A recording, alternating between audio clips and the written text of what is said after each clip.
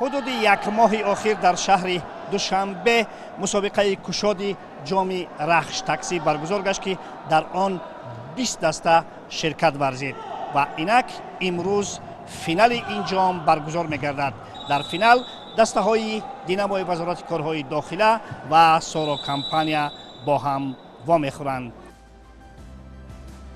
برای تماشای فینال جام رخش تاکسی مخلصان زیادی آمده بودند و گاه به نظر می رسید که تالار کاخ اولیم اقتدار گنجایش شماره زیادی مخلصان را ندارد. بودند نفرانی که علاهیده به ستاره های فوتبال کشور مخلصی می کردند.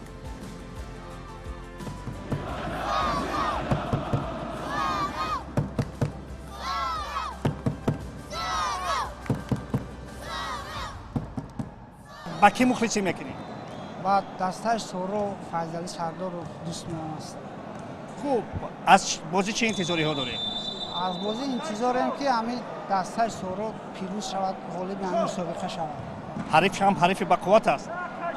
حریف با قوت است، نه که من فکر میکنم سورو غالب میبرد همین بازی.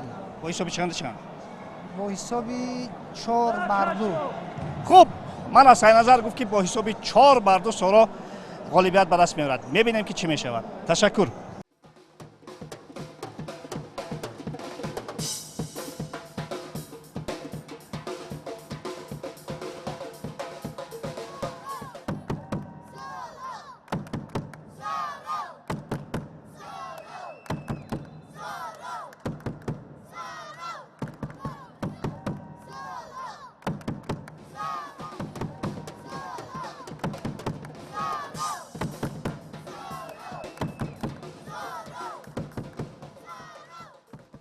دوستان عزیز، ما در تالار با چند نفر از مهمانان افغانستانی واخوردیم. واقعا نمیدونم تا کدام حد آنها مهمان هستند که در این مسابقه کاملا شرکت ورزیدند و از هیئت دسته آزادی شهر وحدت. درست فهمیدم؟ بله. چگونه مسابقه بود؟ واقعا مسابقات در سطح بسیار بالا، واقعا دستشان درد نکنه کسانی که این مسابقه را برگزار کردند. بسیار به سطح بالا، به سطح بسیار عالی. واقعا بازی اما کماندایی که بازی میکردن کماندای بسیار بالا بودن، اما آمادگی خاص گرفته بودن. خود ما را همچنان آمادگی داشتیم، ولی خیلی متاسفانه بازی برد و باخت داره. در 16 تیم ما از بازی بیرو برآمدیم. نشید از اون حد بالاتر رفتن. واقعا همه تیم‌ها به سطح بالا بازی میکرد. دیگه ما اونقدر آمادگی هم نگرفته بودیم. هیئت دسته شما کاملا همه مهمانای افغانی بودن یا که اون بچهای محلی هم بازی میکردن؟ همه مهمانای افغانای خود ما بودن، بچه‌ها دوست افغانای خود ما بودن از شهر بدر. بله. خب، فضای مسابقه چگونه بود؟ عالی. واقعا تماشاگرها برادران تاجیکی مهمان دوست همه واقعا همه تشویق میکنن، همه خیلی فضای تالار واقعا مود خوش آمد واقعا. خب ببینید که حال حاضر دو دسته با هم مناسب بازی میکنن در اینجا، دینامو و سارا. خب چی پیشگویی هایی دارین؟ چی از این فینال چی را انتظار دارین؟ واقعا بازی پیش بینی بسیار سخت است، ولی تا جایی که فوتبال ما فوتسال دیدیم شاید سورا ببرم. خب من از دوستای ما به هر صورت چندان جرأت کامل ندارن که بگویند که نتیجه این فینال چند میشود. به هر صورت ما هم جرأت نمیکنیم، انتظار میشویم که چی میشود.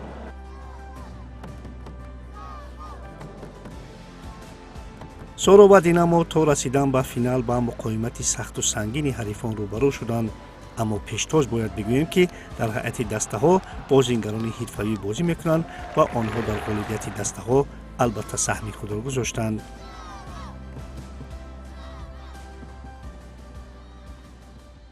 فضل، بعد از چمپیونات آسیا این اولین مسابقه هست که شرکت می‌ورزید. چی احساسی هست؟ احساس خیلی خوب است. بعدی خیلی اشتراک خوب بود اومده بین دسته‌های هواسکار بازی کردیم، فینال برآمده. فضل، شما در فینال های خیلی زیاد اشتراک کردید. یگان مشکلی به نظر میرسد پیش از این بازی؟ من حریف هم میدونید که چقدر حریف پرقوت؟ حریف محمد شریف است، بختیار صالح، از ما پروفسیونال ادریس یارو و من. دسته حریف خیلی خوب است. همه برای بازی خوب نشان میدیم که برای مخلصا خوب شود، راحت کنم. چگونه آمادگی دارید با فینال؟ آمادگی بچه‌ها تیاری بدن برای ما. تالار ورزشی پرابلم نیست. انا زل میده машқ кардем. Ягон мушкилӣ нест. Бозингарои мо ҳам оҳиста-оҳиста аз бозӣ ба бозӣ маҳорати баланд нишон додастанд. Бозӣ хуб мешавад. хуб ман фикр мекунам ки дастаи шумо ҳам таҷрибаи дар финалҳо иштирок карданро дорад.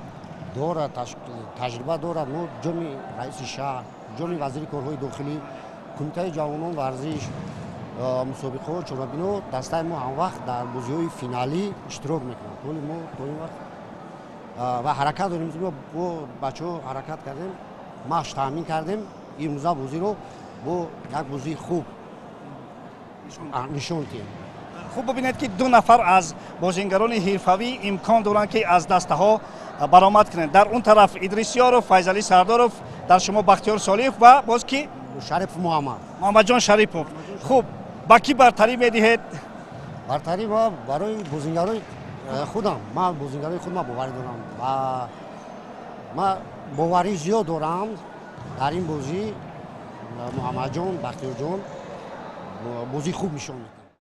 хуш дӯстони азиз, инак дастаҳо машқи пеш аз бозии худро анҷом карданд ва барои баромадан ба майдон ба тарзи расмӣ берун аз майдон рафтанд. камераҳои телевизиони варзиш ҳам барои нишон додани ин бозӣ ба таври мустақим омодаанд. мо ҳам омода ҳастем, мухлисон ҳам барои тамошои бозӣ омодаанд. яъне интизор ҳастем ки дастаҳо ба майдон биёянд ва мову шумо як бозии хуберо бо ҳам бубинем.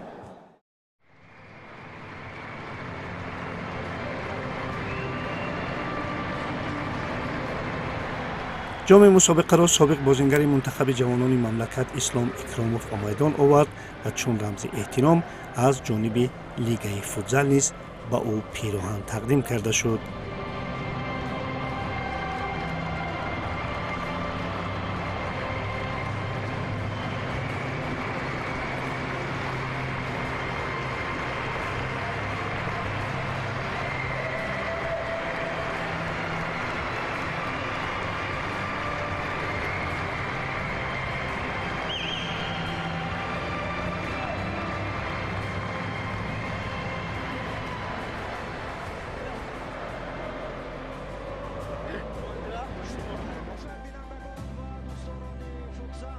аз рӯи меъёри мавҷуда дастаҳои иштирокчӣ имкон доштанд ду нафар аз бозингарони ҳирфавиро ҷалб кунанд ва Соро бо истифода аз имкон Файзалӣ Сардоров ва Идрисиёровро даъват намуд.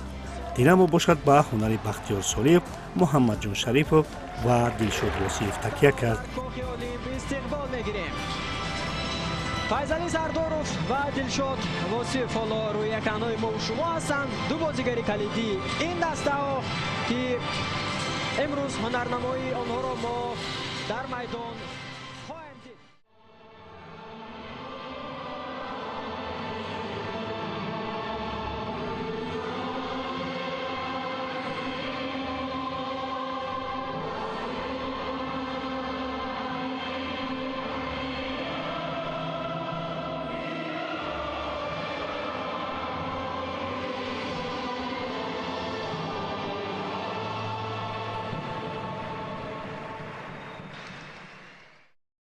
که امسال در جام آسیای فوتسال تاریخ سازی کرد و دلی میلیون مخلصان رو البته شاد نمود.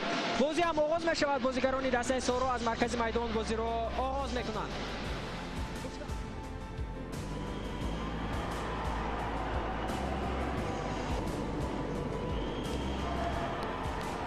ҳисоби бозиро бозингарони динамо кушоданд, аммо чанде нагузашта Файзалӣ Сардоров тавозунро барқарор намуд.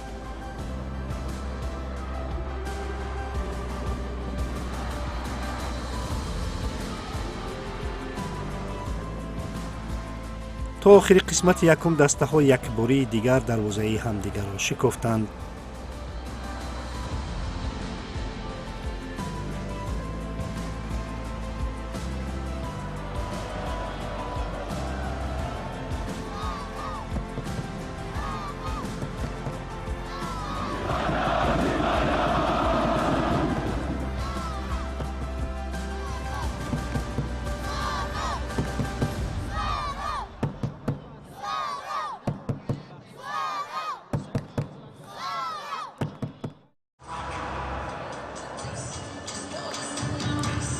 میان قسم‌ها از جانب لیگ فوتزال یک برنامه خود تفریحی سازمان داده شد که از جانب مخلصین به خوشی پذیرفته شد.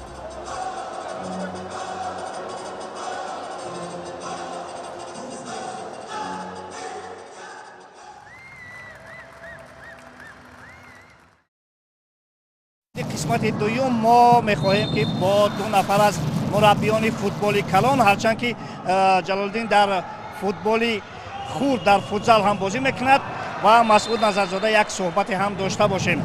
شما را برای اولین مراتب در فوتزال میبینم. سلام عرض ادب دارم خدمت شما و بینندگان. خب با موفقیتی که فوتسال به دست آورده مسلم مخلصای بیشتری هم و الان پیدا شدن. من فکر می‌کنم که این صعود فوتسال در جام جهانی باعث شده که مخلصا بیشتر بیان، همچنین مربیایی که خب کمتر می آمدن می‌دیدن مثل ما حالا بیان علاقه‌مند بشیم و بیایم بازی‌ها نگاه کنیم. دوست خوبم که الان در رأس تیم ملی فوتسال هستم، بهشون من دیدم، تبریک گفتم و شما می‌بینید که همین بازی‌های ساده که لیگ نیستن چقدر مخلص میان و چقدر بازی خوب انجام میشه. فکر میکنم که صعود فوتسال به جام جهانی و در رنکینگ جهانی باعث میشه که این مخلصا بیشتر بشن و بیان حمایت کنن از فوتبال تاجیکستان. جلال‌الدین، در فوتبال کلان مربیگی میکند، در فوتزال بازی میکند، اشتیاقتون به کدامش بیشتر است به هر صورت؟ فکر میکنم فوتبال هم فوتبال است، فوتبال خوب در هر جا پسند است. ما هم راسیده در جام آسیا بسیار از تیم ملی خودمون بسیار طرفداری کردیم، مخلصی کردیم و خیلی شاد هستیم که اون تیم ما روخت چمپیونات جهان به دست آوردن. در آینده میخوام که فوتبال خوب نشون دادن، ما هم مخلصی کنیم و آبروی ملت در فوتبال خرد هم باشد بالا بردارن بچه‌ها. شهرزاد جمعیف یکی از معروفترین فوتبالبازان تاجیک سرمربی سارو کمپانی را به عهده داشت. شاید در تنفس سخنهای تحریک کننده خود را گفت که سارو در قسمت دوم کاملا بازی دیگر نشان داد. البته مهارت فیضعلی سرداروف و ادریسیاروف در پس منظر بازی دیگران بر علان نمایان بود و محض آنها در قسمت دوم بازی توانستند که تقدیر دیدار را به فایده سارو حل نمایند. سارو توانست که 3 گل دیگر به دروازه دینامو بزند. دینامو باشد توانست در پایان بازی 1 گل دیگر به دروازه حریف بزند، اما دیگر برای همه روشن بود که سارو غالبیت را از دست نخواهد داد، زیرا از روی معیار در این مسابقه نه 20 دقیقه وقت تازه بلکه 25 دقیقه بازیده میشد.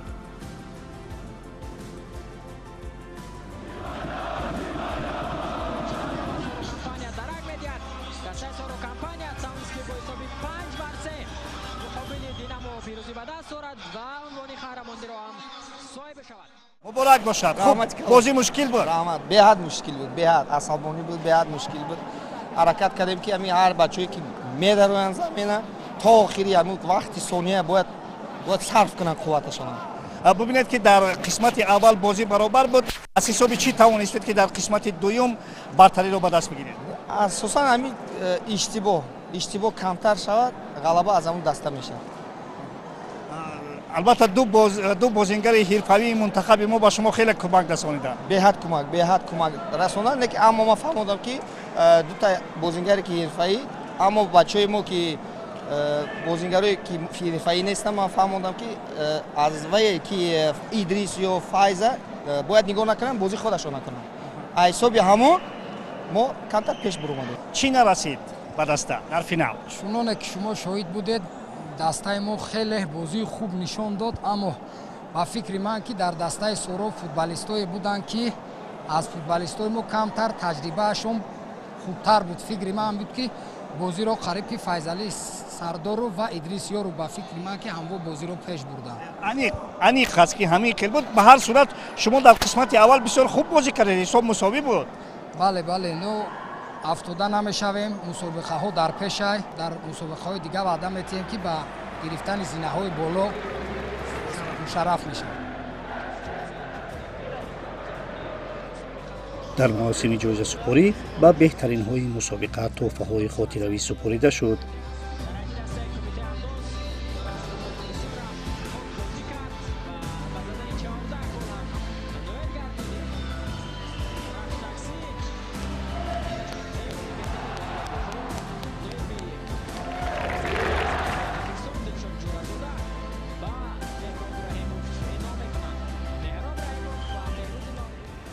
ҳамин тартиб ҷойи сеюм насиби дастаи Орионпон гашт. мақоми дуюм насиби дастаи Динамо шуд. ҷойи аввал ва ҷоми мусобиқаро Соро молӣ худ кард. ба дастаи қаҳрамон, ба дастаи ғолиб, ба дастаи Соро компания инъом мекунанд. ҳоло акнун ҷоизапули мусобиқа ба дастаи Соро компания ба капитани даста Абдурозиқ Дарозиев дода мешавад. Думаю, это не последний турнир, да, Конечно, который не проводит последний. Рахш Наша Такси. компания благодарит всех за поддержку, за участие и надеется, что это, как вы правильно заметили, не последнее. Мы будем дальше поддерживать спорт во имя, во благо развития здоровья нашей нации.